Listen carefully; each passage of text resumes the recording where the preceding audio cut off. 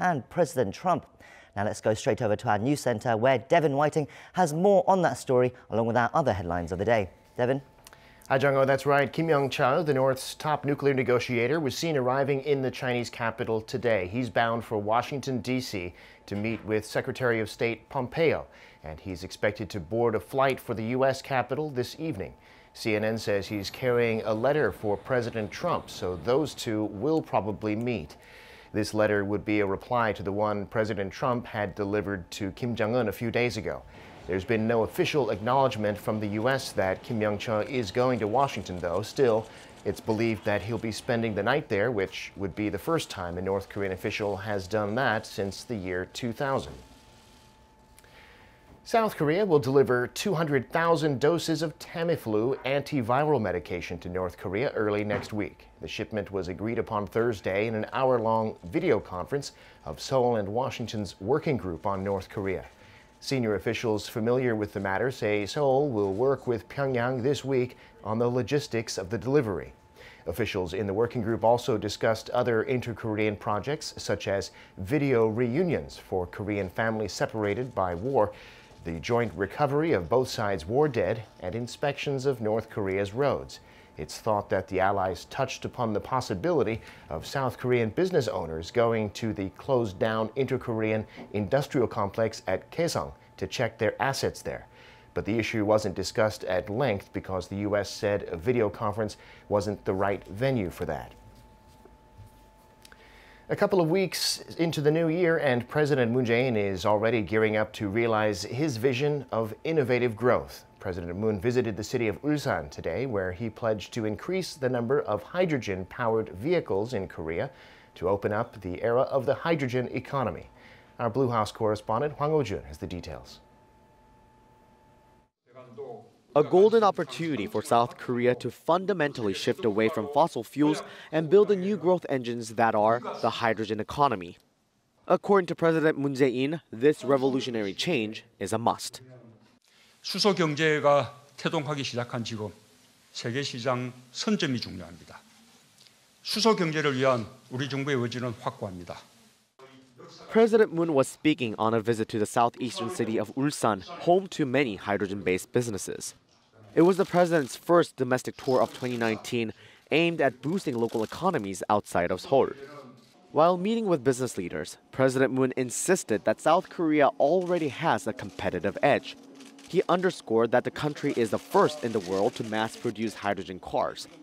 Also, he noted 99% of the parts are made locally, and Korea holds about 50% of the world's hydrogen car market. 2030년 수소차와 연료전지에서 모두 세계 시장 점유율 1위를 하는 것이 우리의 목표입니다. To realize this goal, President Moon Jae-in first pledged to increase the number of hydrogen-powered vehicles in the country up to 4,000 this year and to 1.8 million by 2030. If that target is reached, President Moon said it would generate over $22 billion in wealth, create 200,000 new jobs, and even reduce fine dust pollution by about 10% from current levels. Hydrogen cars actually help clean up fine dust when in motion, since their exhaust is only water vapor. President Moon also pledged to expand government subsidies for hydrogen taxis and trucks, which originally applied only to cars and buses. He will also seek to increase the number of hydrogen-powered buses to 2,000 and the number of charging stations to 310 by 2022, calling for a swift regulatory reform to make it happen. Before returning to Seoul, President Moon visited the nation's biggest hydrogen gas plant and gave some words of encouragement to the workers there. Hwang Oh-jun, Arirang News. In other news, thanks to strong shipments of semiconductors, South Korea's exports of ICT products have been growing for 26 consecutive months through December last year. For the whole of last year, ICT exports hit a record high. Kim Hae-sung has the details. Korea's exports of information and communication technology products hit an all-time high in 2018. The Trade Ministry says a total of $220.4 billion worth of ICT products were shipped overseas, up more than 11% on year. Semiconductors were the top item. Exports soared to $128 billion last year, up more than 28% from 2017. Computers and related devices were up 17%, recording over $11 billion of exports. 2018 marked the first time Korea semiconductors became the first single goods category to top $100 billion in exports, but data shows a slowdown in semiconductor export growth. In the first half of 2018, chip exports grew by 42% on year, while in the second half, they only grew by about 18%. In December, chip exports actually dropped 10% on year to $16 billion on falling demand and lower prices. In 2018 as a whole, ICT exports to China, South Korea's #1 trading partner, jumped 14% to $119 billion. Exports to Vietnam gained 8% to $28 billion, and ICT shipments to the United States climbed 13% to around $21 billion. Imports reached a little over $107 billion last year, giving Korea an information and technology trade surplus of $113.3 billion, also the highest on record so far. Kim Jong-un, Arirang News. Meanwhile, the Moon administration is trying to deregulate certain parts of the South Korean economy to encourage innovation. Today, it launched a so-called regulatory sandbox program to make it easier for firms to test their products without worrying about regulations. Cha Sang-mi has more. In line with government's continued deregulation efforts, a so-called regulatory sandbox program went live on Thursday.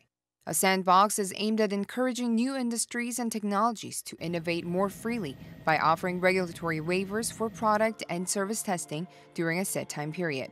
The ICT Convergence Act and the Industrial Convergence Promotion Act came into effect on Thursday, and 2 ordinances regarding financial innovation and regional economy-related regulations are coming into effect in April. Under the changes, companies can look up relevant regulations more easily and can apply for temporary permits for market entry if regulations are too vague or illogical. The Science Ministry said the program will speed up the process of winning regulatory approval, as it will pave the way for firms to launch new services and goods first, and for the government to apply reasonable regulations later. Once approved, the program lasts for 2 years, with a one-time extension allowed. During this time, businesses can test out their technologies and services in the market and redesign their strategies accordingly. The government says around 20 companies have already applied for a review of their products and services. This launch comes after 5 deregulatory laws were submitted to the National Assembly in March of last year, of which 4 were passed this January. Cha Sang-mi, Arirang News. I'm Devin Whiting, and those are your news headlines.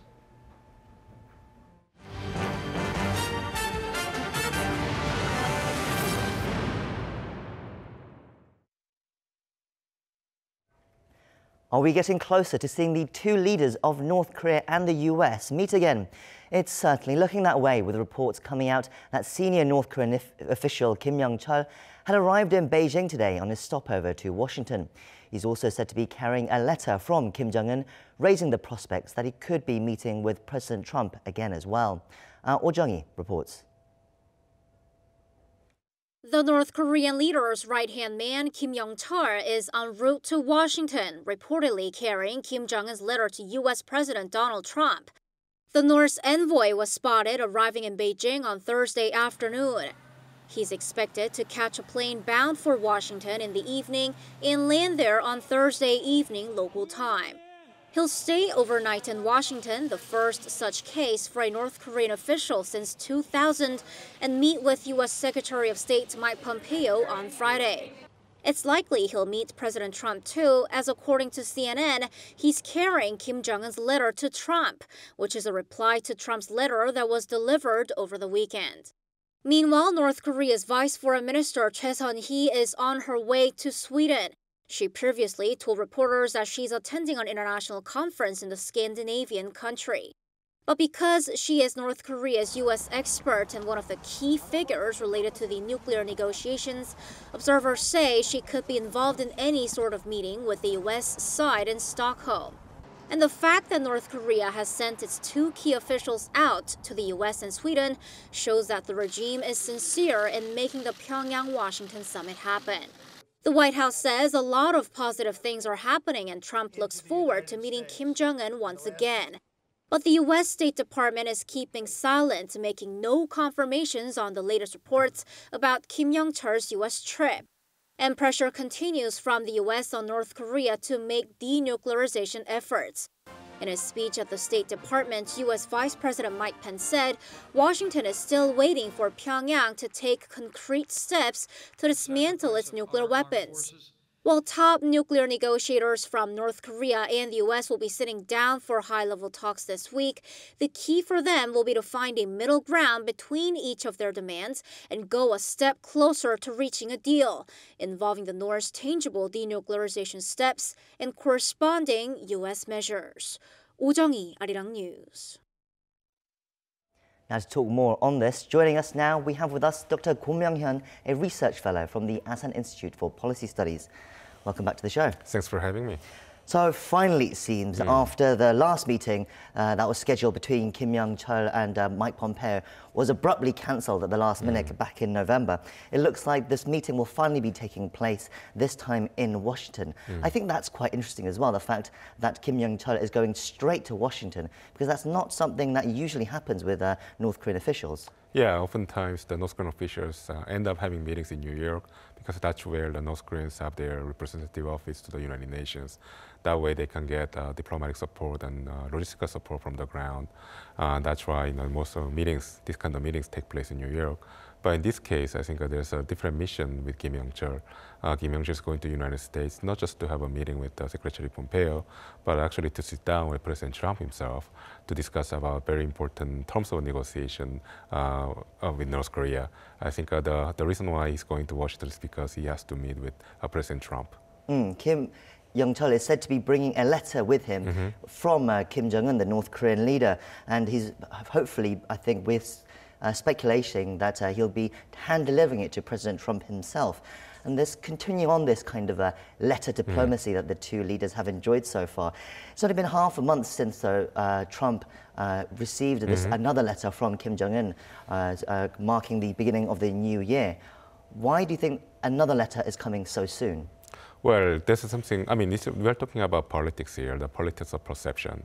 I think the two sides, when I'm talking about President Trump on one hand and Kim Jong-un on the other hand, they want to convey the impression that the two are discussing about this very important issue at the highest level, that they are maintaining very close dialogue with each other. So, I mean, the letter itself doesn't really matter, obviously. It's a physical presentation of it. It gives a perception to the international community that Trump and Kim Jong-un, they're on the same page when it comes to their desire to see a successful negotiation. So I think that's the reason why they are conducting this letter diplomacy. So there's nothing you think in the letter that we need to be really concerned about? Well, I think the letter is going to state pretty much the same content that we have. I mean, we have seen before, such as North Korea is going to, this letter to President Trump, Kim Jong-un is to reaffirm the North Korea's commitment to denuclearization, that is willing to implement important denuclearization measures in exchange for corresponding concessions from the United States. Probably that will be the content of the letter. So we've been getting various news reports that Kim Jong-un was coming to Washington this week.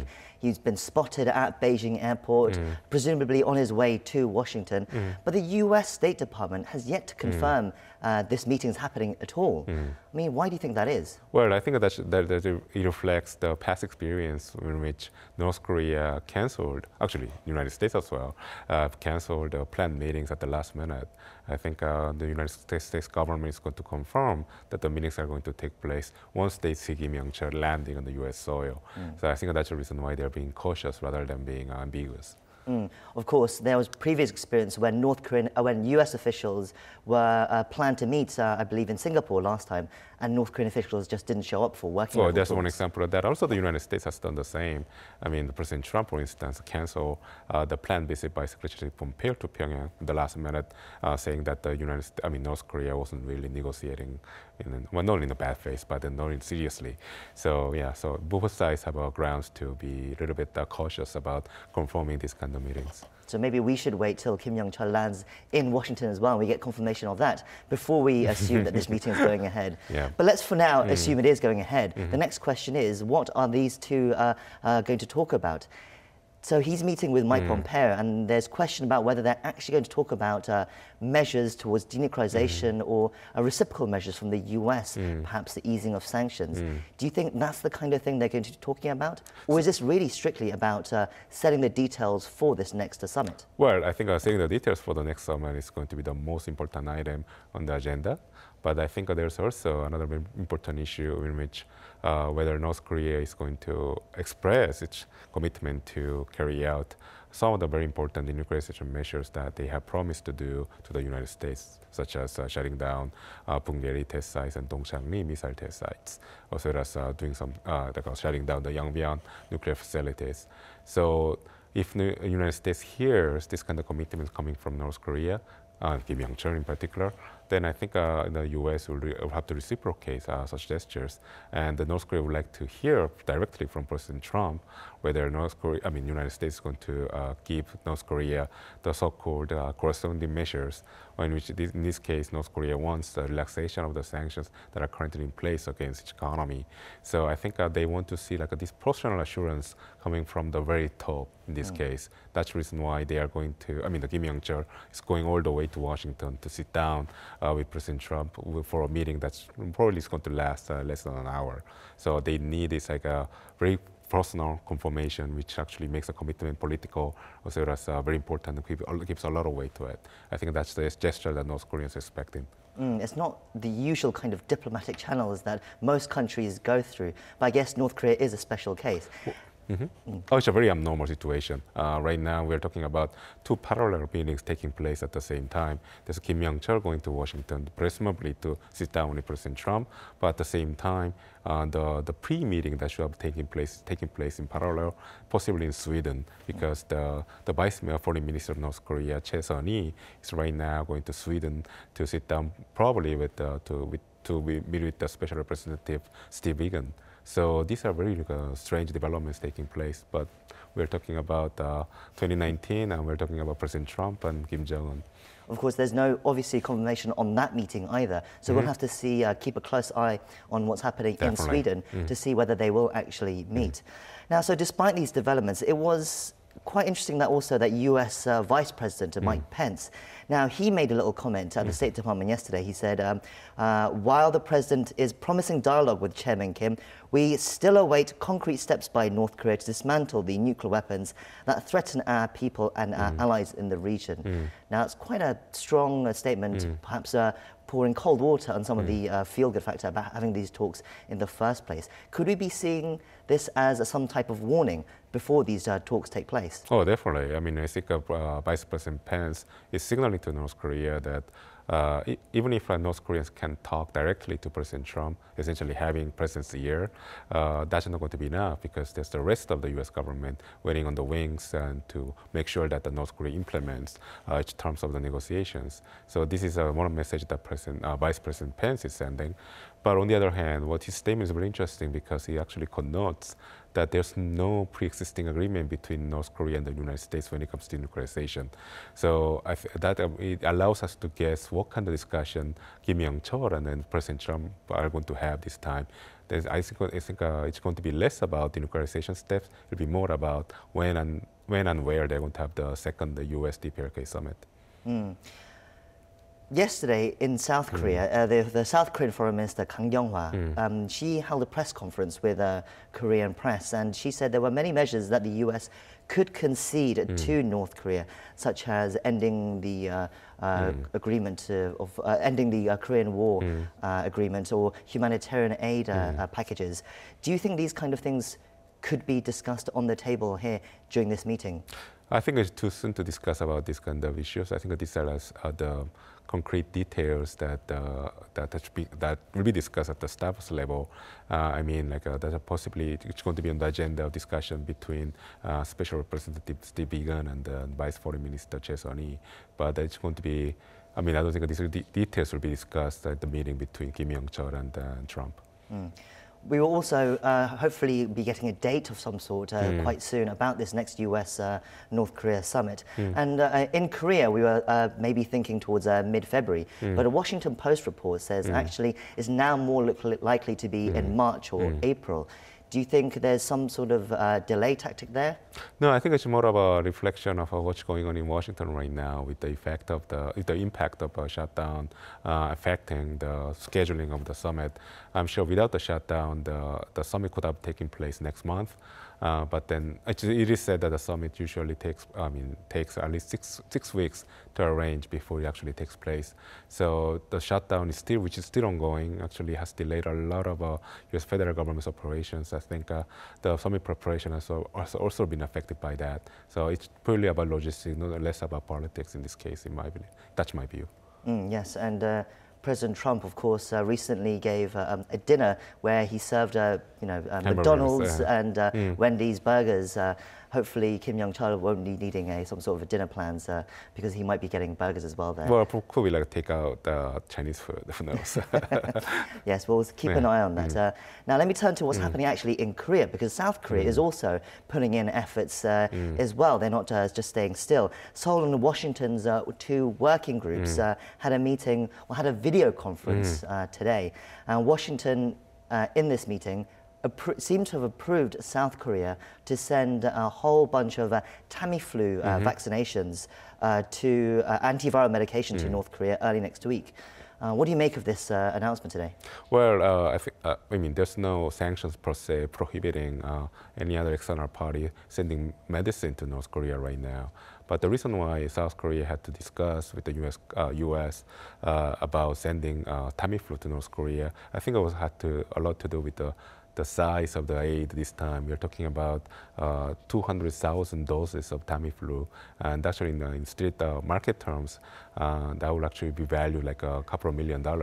So that's the reason why I think South Korea and the U.S. had to be on the same page about supplying this amount of medicine to North Korea. So I think, but on the other hand, let me emphasize this again. There's no sanctions currently in place that prohibits supply of medicine to North Korea, especially at the individual level or the NGO level. They're also said to have touched on further other topics, such as further excavations of Korean war remains and separated family reunions. Now, this issue, though, should be between South Korea and North Korea, it seems. But how come the U.S. is involved in talking about this as well with South Korea?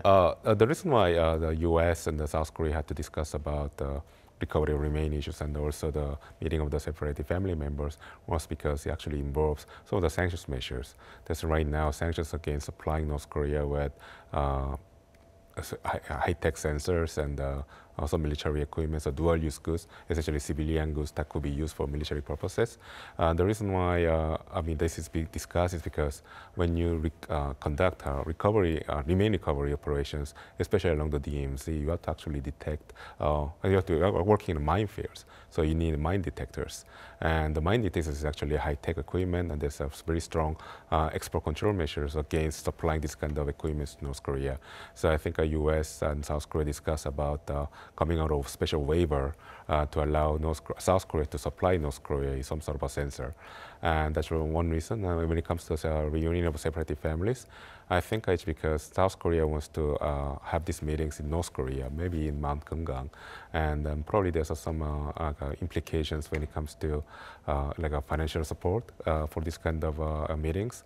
I mean, whether South Korea will be allowed to supply North Korea with money and then some necessary goods, or whether the family members can take money to North Korea so that they can give it to their relatives. So this could be affecting some of the financial sanctions measures in place. I think they have discussed some of the exceptions to the rule in this case. A lot of things to discuss. That's right. South Korea's nuclear envoy also today met with his Chinese counterpart who came to Seoul to visit.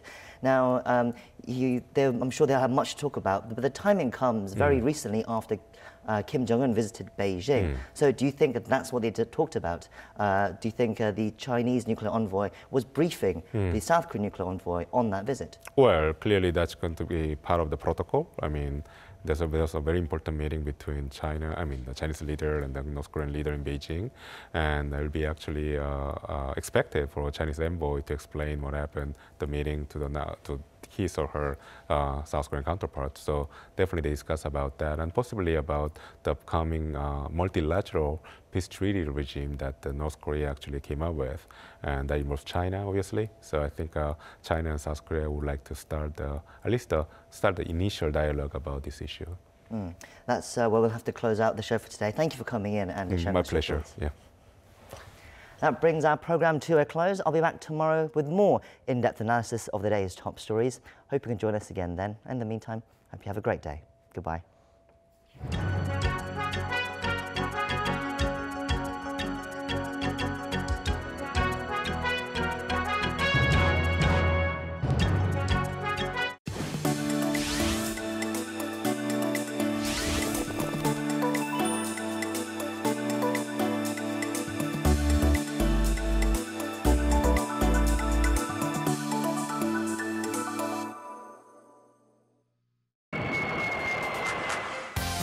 Planning a self-guided tour in Korea? We'll let you peek